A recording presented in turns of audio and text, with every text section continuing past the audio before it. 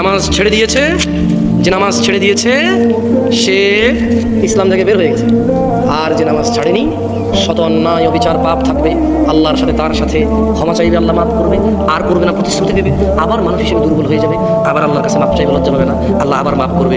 এরপর এক পর্যায়ে আল্লাহ ঘোষণা দিয়েছে ইল্লা মান তাব, অথবা যে ব্যক্তি তার সমস্ত গুনাহ থেকে ফিরে আসে, ওয়া আমানা, আল্লাহর প্রতি ঈমান আনে, ওয়া আমিলা আমালান সালিহা, তার গুনাহ যত কিছুই হোক সে যদি ফিরে আসে, ঈমান আনে, মাপ চায়, ভালো কাজ করে, ফাউলাইকা ইউবাদদিলুল্লাহ সাইয়্যাতিহিম হাসানাত। এই যে লোকটা বললো জেনা করবে না, আবার করছে, চেষ্টা করছে না করা হয়ে গেছে, নেশা করবে না আবার করছে, সর্বোচ্চ চেষ্টা করেছে না করার পথে হয়ে গেছে।